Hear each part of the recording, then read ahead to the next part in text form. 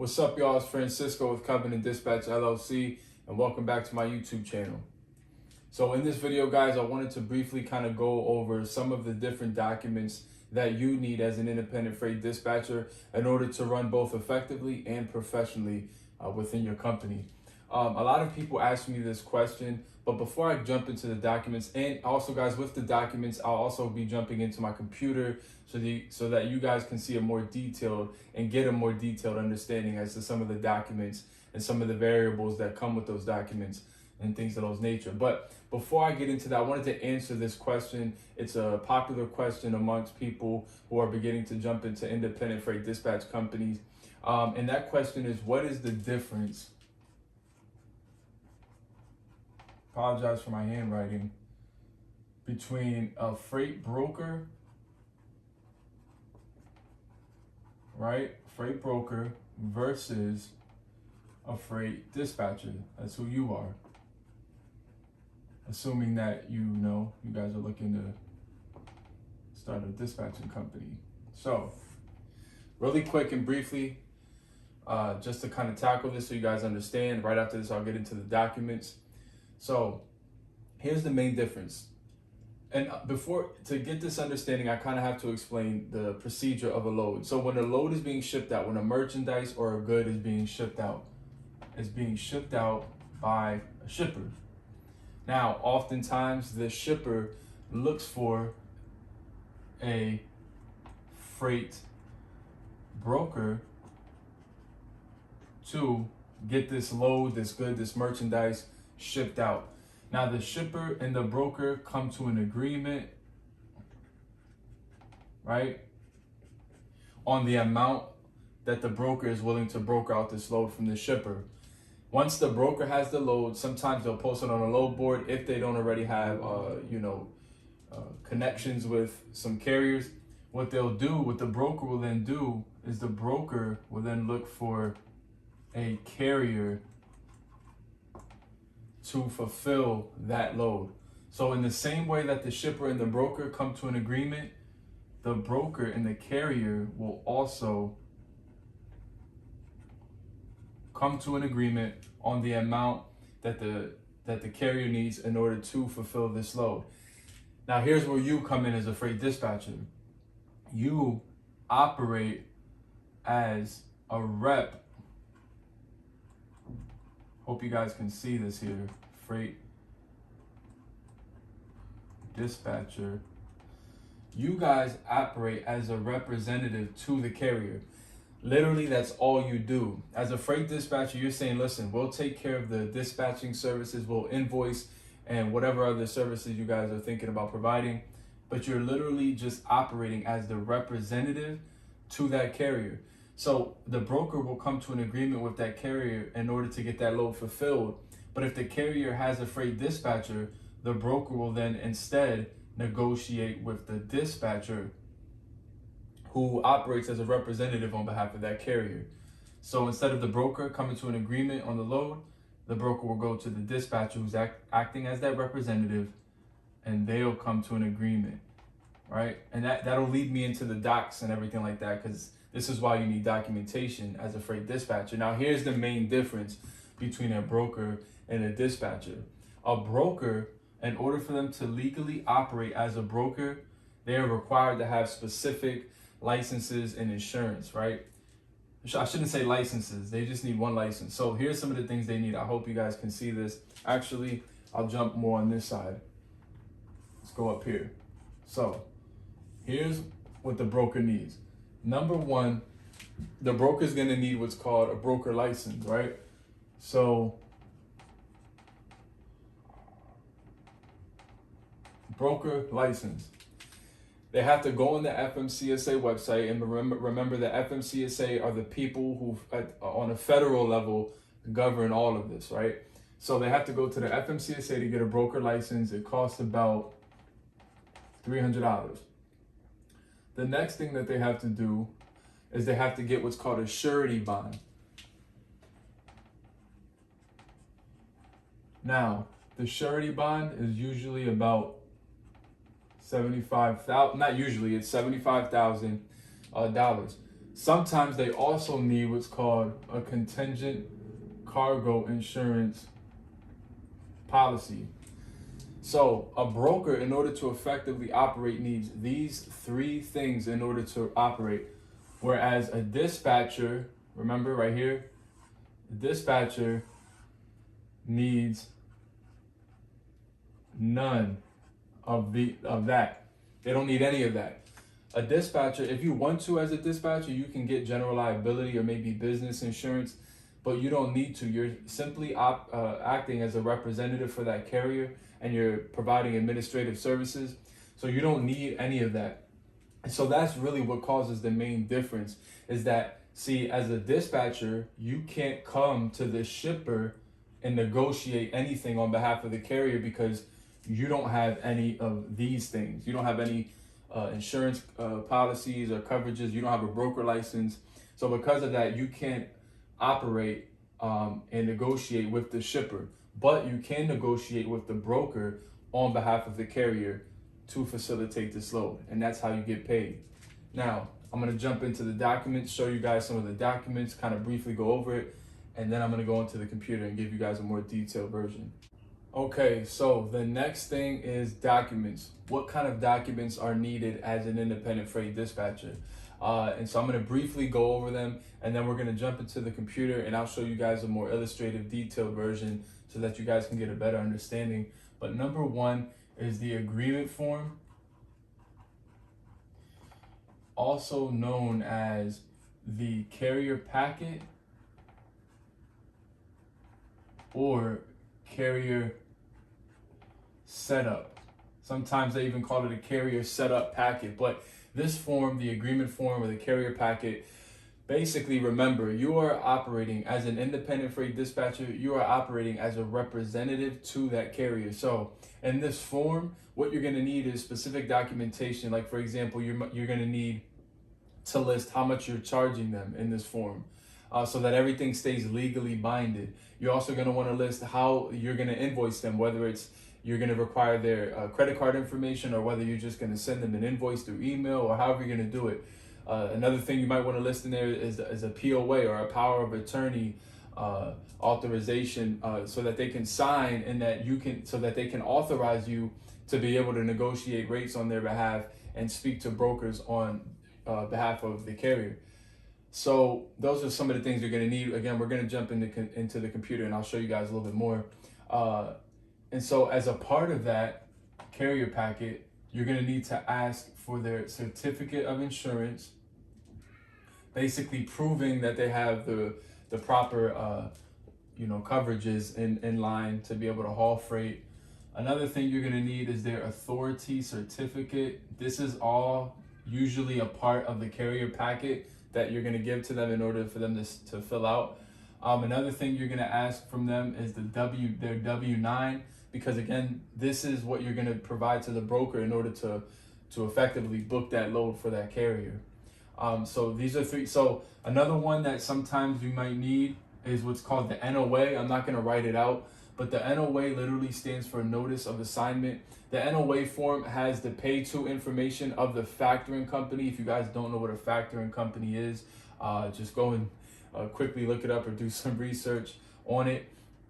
But basically, the factoring company is the institution that purchases the invoices for the carrier and pays them ahead of time, because it's an industry standard for brokers to pay carriers anywhere from 20 to 30 days. So I'm not going to get too much in detail. If you guys don't know what a factoring company is, go check it out and you'll understand what that means. But basically, that's what an NOA form is. Your factoring company will give that to you as a carrier. And because you're operating as a representative to that carrier, these are some of the documents that you're going to need. Now, the other two are completely not required, but recommended, and that is a broker list. And the other thing is a weekly report. Now, they're kind of both self-explanatory, but if you don't know what it is, a broker list is just a list of specific brokers that you've come across, and you guys had a good experience with each other. You guys were able to negotiate a good rate, and they were easy to deal with. You might want to write their contact information down for future loads, and then create a list. The other thing is a weekly report, which I'll show you guys, but weekly report is again just kind of showing the carrier some of the different details of their drivers and or just driver, including rate per mile, the distance they drove, the pickup, the origin and the drop-off location, the date, all that good stuff. But these are the documents that you kind of need. Again, these two are not required, but recommended. So now let's just jump into the computer and I'll show you guys a little bit more. All right, you guys, so I'm going to briefly go through some of the forms that we were talking about in the video with the whiteboard. So number one, here's the agreement form. Some people call it the carrier package. Some people call it carrier package setup. But this is the form that you're actually going to give to your carrier that you're getting set up with, because you are going to need some documentations because again, you're acting as the representative for them when you're speaking to the broker on behalf of the load. So you're going to need a copy of the MC authority. I'm going to show you guys, I'm going to give you guys a brief rundown of all these different things, but just to kind of skip that and go back, you're going to need their name, EIN, company name, all that good stuff. You're also going to list how much you're going to invoice them, whether you're invoicing them or whether you're requiring their credit card information for the charges to be taken out. I recommend just invoicing them because some people get skeptical, especially because there are a lot of unprofessional scamming freight dispatch companies. So I just recommend that you send them an invoice, but you're going to want to place all that information in this agreement form. You're going to want to place the day that it was effective, all that good stuff, the obligations. You're going to want to add how much you're charging them, whether it's percentage or flat rate fee. You're going to want to add, if you're dispatching specific equipment types, you're going to want to add the requirements for some of the things. This is my personal agreement form, so I kind of have it as a template. Guys, also all these templates are available on my dispatch course. The link will be in the bio. I didn't release the course yet, but if you did want to know more detail, just book a one-on-one coaching and we can go over these things in more depth and more detail, and I'll release these templates to you as well. So you're also going to want to list again just what you're doing for them. You guys can read through that briefly if you like. You want to add your name. Make sure you're adding your name also as the president, the owner, so that it's professional. You're going to want to add some of the things that you might want to know about them. You might want to know specific lanes or states that they like, specific lanes or states that they don't like.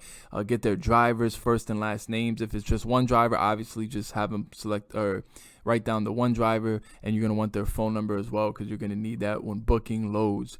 Lastly, you're going to want to add the limited power of attorney form. This basically authorizes you with their signature to be able to transfer loads, accept loads, discuss loads, invoice customers, the whole nine. It just legally allows you to do that. So once they sign that, you're good to go. So the next one I wanted to go into, I'll go into the COI. The COI is the certificate of insurance. This just proves that they actually have insurance in place. And again, it's just proof. This is an example. Obviously, none of this stuff is in here. I widened it out because this is just a template, but this is what it will look like. Again, just proving that they actually have insurance. The next thing you're going to want to do is ask them for their authority certificate. This is what it looks like. It's just basically a certificate form showing that the FMCSA actually, remember guys, the FMCSA is the federal entity that oversees all of this.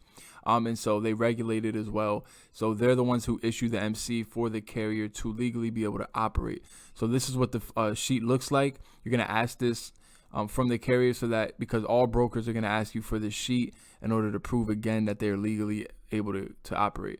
So it'll have their MC number, the name of the company, all that good stuff, the date that they went active, the whole nine, and this is what it looks like. So I'm going to jump out of that. I don't want to spend too much time going over these. The other thing is the NOA. I told you guys I wasn't going to really go over the NOA, but just really quick so that you have an understanding.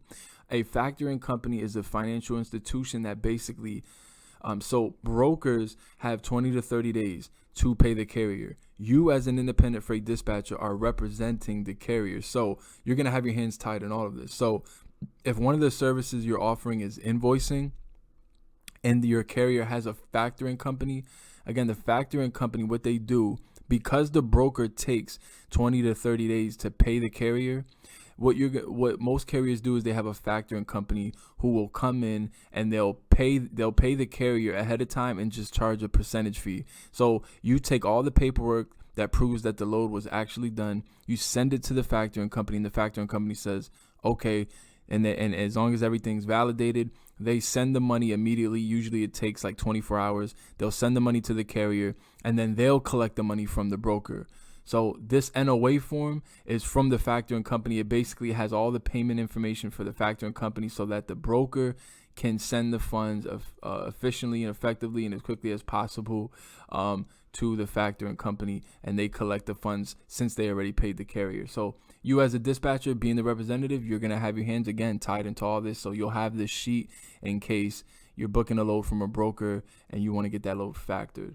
Again, if you guys want to know more and more detail, if you're not understanding this, I strongly recommend just to book a one-on-one coaching so that we can go over all of this, more in depth. So that's what that is. We're going to go here now to the W-9. So the W-9 is when you're going to want your carrier to fill it out and send it to you so that, again, you can send it to the broker. The reason why you need this is because a carrier acts as an independent contractor, and the broker who is paying the carrier is going to need to issue them a 1099 at the end of the year. So they need this for tax purposes. So have your carrier fill this out, send it to you so that you can have it on file to give to brokers to book loads. Now you're gonna want to have all these files. If I were you, I would save this in documents and maybe label it whatever the company name is, so that you always have these at your disposal whenever you need them to book a load. Now these two forms, you don't need them, but I recommend them. One is a weekly report. You're gonna want to have a weekly report just to look and appear, but just to perform more professionally. So you're letting your carriers know, look, you're keeping track of the origin, destination, the broker, the PO number, which is the identification number of the confirmation sheet for that load, the miles, the amount, the rate per mile, all that good stuff, the year-to-date amount. If you guys want to formulate your weekly reports per month, then you just put month to date, however you guys want to do it. But this just makes it professional and more organized, and being able to send this to your client every week, again, just makes them feel comfortable with you. It's not required but recommended. Broker list, you're also gonna want to have this. You're gonna want to keep a list of all the brokers that have been good business. You got a good rate, they were easy to deal with. You just keep all their information down, and then you might use them in the future or contact them in the future for loads. And you also want to list them by the equipment type. So these are box truck brokers, but you can have dry van, flatbed, whatever equipment type you have, just label it like that. And basically that's it, guys. If you guys learned anything from this video, please like, share, subscribe. Please also hit the notification bell to get future notifications for videos. And I'll see you guys in the next video.